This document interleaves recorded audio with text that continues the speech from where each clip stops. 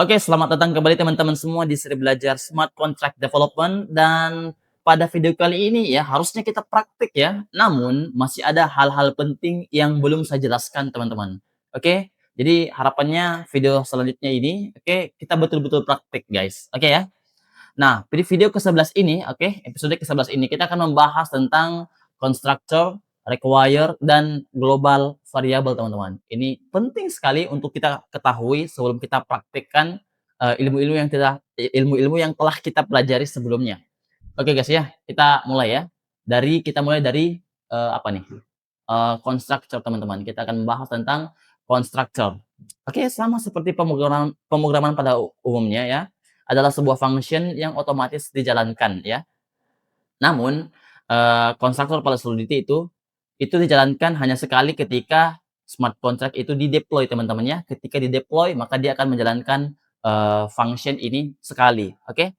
Kemudian, penulisan konstruktor itu sangat sederhana ya, tinggal tulis seperti ini ya, konstruktor buka kurung, tutup kurung, kemudian kurung kural buka, kurung kural tutup. Sangat sederhana guys, dan dia juga bisa menerima parameter teman-teman ya, dia bisa menerima parameter. Sangat sederhana ya, tanpa perlu menggunakan seperti public, private, internal, external, view, dan pure ya. Itu nggak perlu hal-hal yang seperti ini.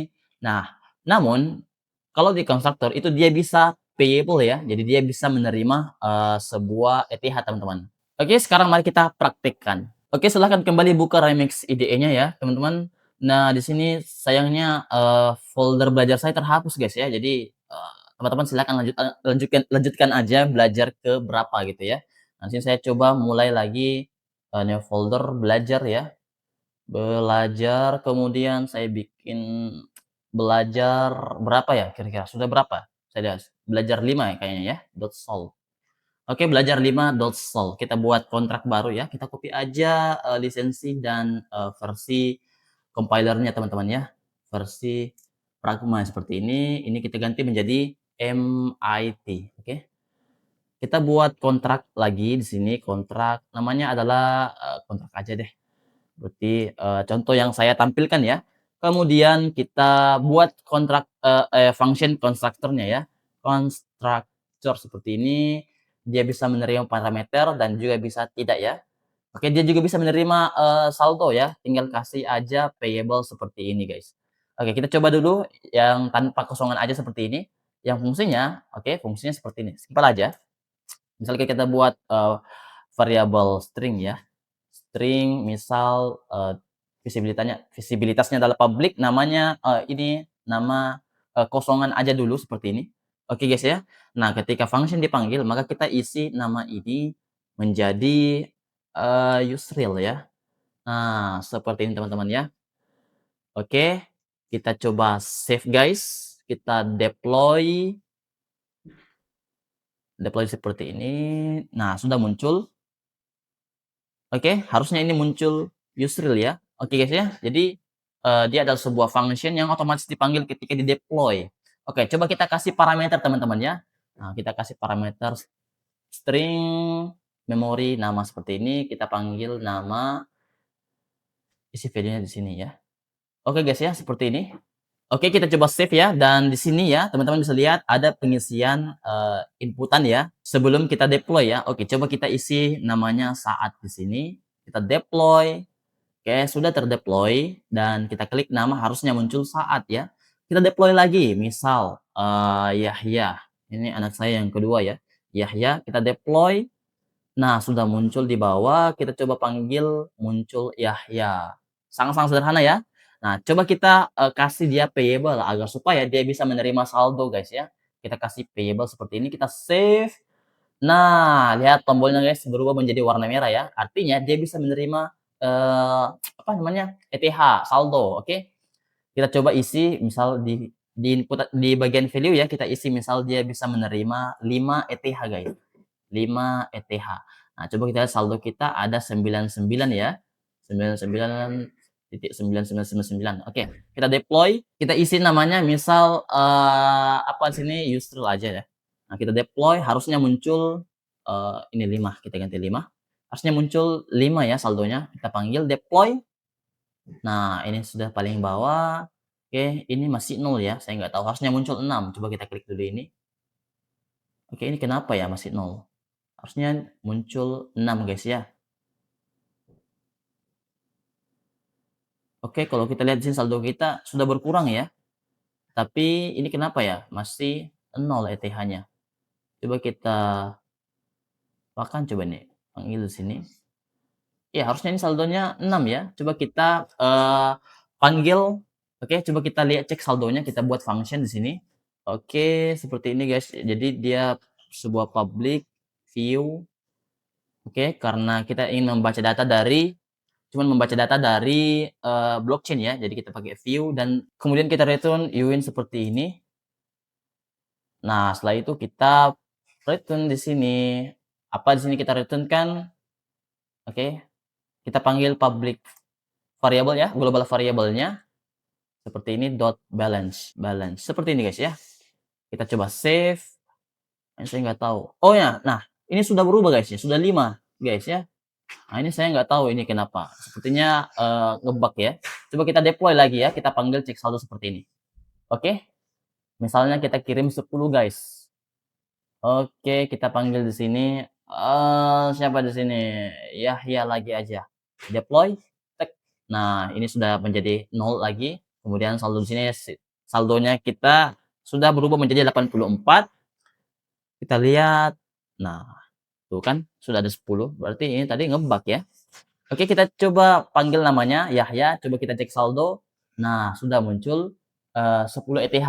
Nah, ini satuannya W ya. Kenapa muncul banyak nol seperti ini? Itu karena hitungannya W, teman-teman. Satuan terkecil yang ini ya. Nah, oke. Kalau teman-teman belum paham satuan, coba cek video-video sebelumnya. Oke, guys. Nah, sekarang kita akan masuk ke pembahasan require pada Solidity. Oke, require ini akan sangat sering kita gunakan ya. Nah, langsung aja kita lihat contoh codingannya guys ya. Nah, coba lihat di sini saya telah membuat sebuah smart contract sederhana yang namanya kontrak ya. Kemudian saya membuat dua variabel, ada balance, ada level up ya. Ada balance, ada level ya. Kemudian ada function level up ya. Ini ketika function ini dipanggil, maka variabel level ini itu bertambah ya. Di sini kita increment variabel levelnya. Namun sebelum kita jalankan ini, kita panggil fungsi require ya seperti ini. Kita cek apakah balance-nya itu lebih besar dari 5.000 guys ya. Jadi harus punya balance 5.000. Nah, kalau bisa, kalau true ya, kalau kondisinya benar, maka kita up levelnya guys. Kemudian balance-nya kita kurangi 5.000 guys ya. Jadi sangat-sangat sederhana. Jadi require itu mirip seperti kondisi ya. Oke, mari kita bahas detailnya guys. Nah, jadi require itu adalah salah satu cara untuk validasi kondisi di dalam smart contract teman-teman.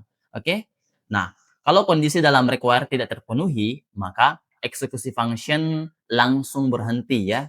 Kemudian, semua perubahan state yang sudah dilakukan di function tersebut dibatalkan, di-revert ya. Oke, kemudian gas yang belum dipakai akan dikembalikan ke pemanggil. Oke. Jadi saldo ETH-nya itu kembali guys ya. Kemudian akan menampilkan pesan error atau pesan error bisa ditampilkan. Oke, silahkan buka kembali Remix IDE-nya, kemudian ini kita komentarin aja dulu ya, kita nggak pakai. Oke, kita buat sebuah variabel level ya. Jangan lupa visibilitasnya public teman-teman, supaya bisa kita lihat ya, public. Oke, kita juga buat sebuah function untuk menambahkan levelnya, menaikkan levelnya, function level up. Nah, dia menerima sebuah parameter pin ya, kita kasih pin seperti ini. Jadi untuk bisa melakukan menaikkan levelnya dia harus masukkan pin teman-teman. Ya, sederhana saja ya. Kita kasih public, kemudian ya kita kasih require, kondisinya apa? Nah, kalau pinnya itu sama dengan misal 1, 2, 3, 4 seperti ini, maka lanjutkan guys, levelnya kita increment seperti ini. Oke ya, sangat-sangat sederhana teman-teman ya. Kita coba save dan kita deploy ya. Ini kita hapus aja dulu semua yang sudah terdeploy. Kita deploy seperti ini. Nah, coba kita lihat levelnya 0 ya. Coba kita panggil level up. Tapi yang benar ya, 1, 2, 3, 4. Pinnya benar. Kita panggil level up, harusnya levelnya sudah 1. Coba kita salahin ya. 5 misal. Level up. Nah, coba kita lihat di sini itu error teman-teman dikembalikan, di-revert, oke. Nah, bisa juga kita kasih pesan error ya, di sampingnya di sini ya. Kalau dia error, maka kasih pesan PIN Anda salah, seperti ini. Oke, kita save dan kita deploy lagi. Nah, kita panggil level 0, kita panggil lagi level up dengan PIN yang benar. Sudah menjadi level 1, kemudian kita panggil dengan PIN yang salah, tek. Nah, dikembalikan guys di sini. Sudah ada pesannya ya, PIN Anda salah ya. Kalau yang tadi itu nggak ada pesannya ya, tidak ada pesannya di sini. Tapi di sini sudah ada pesannya teman-teman, PIN Anda salah. Jadi sangat-sangat sederhana teman-teman ya. Oke, sekarang kita akan masuk ke global variable pada pemrograman Solidity teman-teman. Ini adalah hal yang sangat-sangat penting ya sebelum kita mulai. Oke, global variable adalah variabel bawaan built-in yang otomatis bisa dipakai di dalam smart contract tanpa perlu deklarasi. Oke, tanpa perlu kita deklarasikan sendiri. Tujuannya adalah memberi informasi tentang blockchain, transaksi, atau kontrak itu sendiri teman-teman. Oke, jadi misal di JavaScript itu seperti ada yang namanya window, oke, ada dokumen, nah itu global variable teman-teman. Kemudian ada banyak ya global variable. Di sini ada banyak, teman-teman silakan screenshot aja sebagai catatan. Tapi yang akan sering kita gunakan itu ada ini ya, ada yang pertama dan yang kedua, kemudian yang terakhir ini. Oke, ini yang akan sering kita gunakan. Kadang-kadang juga kita akan pakai yang ini ya, untuk mengambil waktu ya, oke. Nah, msg.sender itu adalah untuk mengambil alamat pengirim transaksi, oke, address-nya. Kemudian msg.value itu kita gunakan untuk mengambil data jumlah ETH yang dikirim. Kemudian yang terakhir ini, oke, sebenarnya ini disk ya, tapi kita bungkus menggunakan address ini. Kemudian kita ambil balance ya. Nah, ini untuk mengambil saldo, oke, saldo kontrak yang ada di kontrak itu sendiri, oke. Nah, ini untuk mengambil alamat kontraknya ya. Dan masih banyak lagi tapi kita fokusnya ke 3 ya, msg.sender, msg.value, dan untuk mengambil saldo dari kontrak. Oke guys ya, jadi sekarang mari kita praktekkan teman-teman. Oke, teman-teman sudah tahu salah satunya ya, yaitu untuk mengambil data atau untuk mengambil saldo ya. Ini salah satu global variable yang akan sering kita gunakan. Kemudian ada juga untuk mengambil address dari yang memanggil function ini. Misal kita panggilkan di sini, dia level up, nggak usah ya, kita coba buat function baru aja. Seperti ini, check address, seperti ini aja ya. Kemudian check address apa nih, kita kasih public, eee, view ya, karena kita ingin menampilkan data dari blockchain teman-teman ya. Kemudian kita return address teman-teman, seperti ini. Nah, kita masukin apa, global variable yang akan kita sering gunakan, msg.sender, seperti ini ya. Kita return msg.sender. Coba kita deploy di sini guys. Nah, sudah muncul. Nah, ini kita hapus aja dulu ya, nggak dipakai. Kita cek address ya, siapa yang memanggil function ini. Harusnya muncul yang ini ya guys, 0x5b3 atau ini DC4. Harusnya muncul yang itu guys. Coba kita panggil, nah DC4. Coba kita ganti pemanggilnya, misalkan ini CB2. Harusnya muncul CB2 guys ya, CB2. Jadi itu guys ya, msg.sender untuk mengambil address dari siapa yang menjalankan function tersebut teman-teman, oke. Kemudian yang ada juga yang ini ya, address untuk mengambil balance-nya ya. Kemudian ada juga misal kalau kita buat function top up untuk mengambil berapa jumlah ETH yang dia kirim, oke. Top up, dia adalah payable, oke, visibilitasnya public jangan lupa. Kemudian dia mengembalikan data berapa dalam bentuk integer ya, berapa jumlah yang dia inputkan ya, misal return msg.value. Nah, sebagai catatan, untuk bisa memanggil msg.value harus ada payable seperti ini teman-teman, karena kalau tidak ada, error guys ya. Jadi harus memanggil payable seperti ini. Oke, kita langsung save dan deploy ya. Kita hapus dulu ini, kita deploy. Nah, coba kita top up. Oke, kita isi misal kita mau top up 10 aja, 10 eee, way ya, 10 way. Oke teman-teman, satuan terkecil ya. Kita coba top up, tek. Nah, sudah ada muncul 10 way ya. Coba kita cek di sini.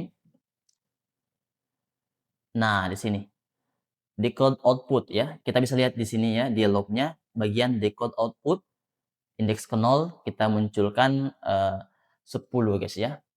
Oke guys, jadi itu saja pada video kali ini ya. Setelah ini kita akan coba praktekkan semua ilmu yang kita pelajari, sebelum-sebelumnya. Jadi jangan lupa subscribe channel ini guys ya, agar supaya kita makin semangat buat kontennya. Oke, sampai jumpa pada video selanjutnya.